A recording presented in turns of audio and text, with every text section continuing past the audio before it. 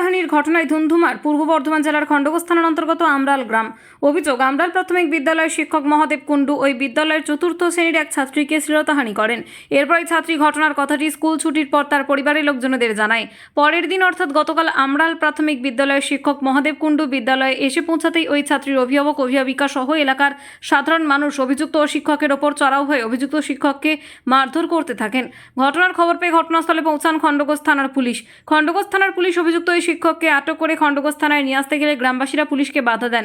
শিক্ষকের ওপর চড়াও হয়ে ওই শিক্ষককে মারধর করেন গ্রামবাসীরা। পাশাপাশি পুলিশ তাদের বাধা দিতে গেলে পুলিশের ওপরেই চড়াও হন গ্রামবাসীরা।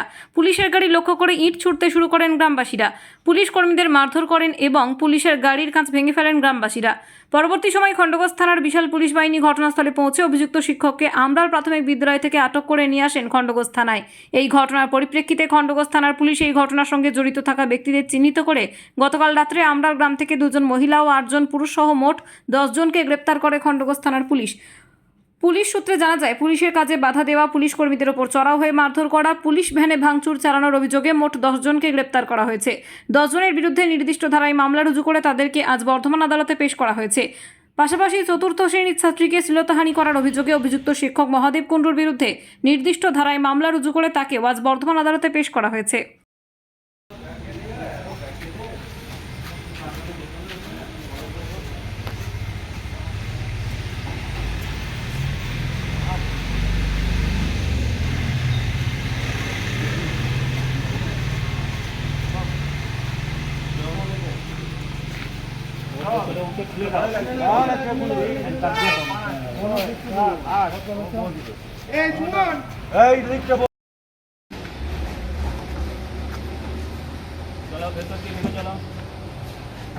কি হয়েছে এখানে?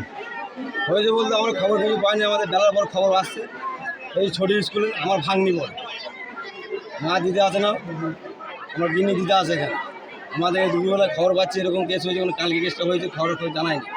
আজকে আমার জানা যাচ্ছে দুপুরবেলা আমি কাজ করে ঘর দিচ্ছি, এরকম কেস হয়েছে। এই ছেলে মেয়ে যদি এরকম হয়, এই রিপোর্টটা আজকে না অনেকবারই হয়েছে, কেউ রিপোর্ট দেয়নি। আজকে রিপোর্টটা শুনেছি, এবারে ব্যবস্থাটা পাবলিক করবে, পুলিশ প্রশাসন কোনো দরকার নেই। একবার হয়েছে মানে প্রতিবারে আবার করবে। এবার পাবলিক যেটা বুঝবে সেটা পাবলিক করবে। থানা পুলিশ যখন বুঝতে যাচ্ছে না, যা করবো পাবলিক যেটা ভালো বুঝবে সেটা সেটা করবে। আমরা কিছু বিচার চাই। এই যে এটা করছে, এতগুলো ছেলে মেয়ে এখানে পড়ছে, কার ভরসায় আসবে? একটা মাস্টার ভরসা শিক্ষা দেবে? এরকম যদি অসময়তে করে তার একটা কোন স্কুলে করতে যাবে? কোনো ছেলে মেয়ে যাবে? যাবে না। এটাও নিজেদের পাবলিক যখন গায়ে হয়ে ভেতরে হয়েছে, গায়ের লোকরাই পিটমাট করে ছাড়বে। মামা হয়নি যে। আপনার নাম? ওটা আপনার এরিয়ার নাম, স্কুলের নাম? আমরা প্রাইমারি স্কুল করেছে একজন স্কুল মাস্টার, ওনার নাম বোধহয় মহাদেব বাবু, তাই তো? মহাদেব কুণ্ডু। এই যে শ্লীলতাহানি আপনারা একটা অভিযোগ করছেন, কাকে করেছে? মাস্টার মহাদেব বাবুর নামে বাচ্চাকে, আমার বাড়ির একটা বাচ্চা, আমার গ্রামের বাচ্চা, মানে আমার বাড়ির বাচ্চা, কিসে পড়েছে? ক্লাস 4-এ।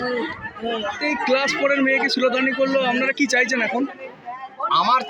আমি চাই ওনাকে বেইজ্জতি করব, মানে ওনাকে নাপিত ডাকবো, পাঁচ চুলে করবো, ওনার মাথায় চুন কালি লাগাবো, ওনার বুকে একটা সাইনবোর্ড লাগাবো যে আমি শ্লীলতাহানি করার দরুন, আমি একজন টিচার, একজন স্কুল মাস্টার, আমি শ্লীলতাহানি করার দরুন আমাকে আমার গ্রামের মানুষ আমাকে সাজা দিয়েছে, পানিশমেন্ট দিয়েছে।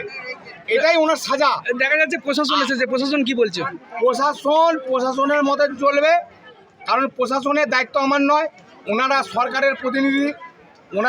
ওনাদের যে সার্কুলার আছে, ওনাদের সার্কুলারের হস্তক্ষেপ করার অধিকার আমার নেই, কারণ আমরা ভারতবর্ষের জনগণ, আমাদেরকে সংবিধান মেনে চলতে হয়। যদি প্রশাসনের ওপরে আপনারা ছেড়ে দেন, তাহলে প্রশাসনের মতন কাজ করবে।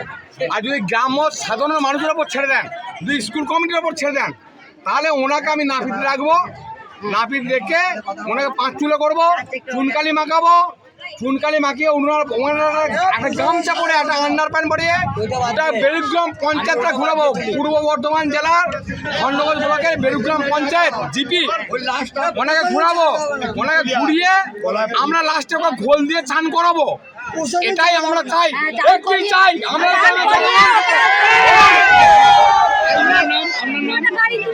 আপনার নাম? আমার বাড়ি আমরাল। হ্যাঁ স্যার, ওই লোকটি কতবার কত মেয়েকে অত্যাচার করেছে, ভয়ে বলতে দিত না।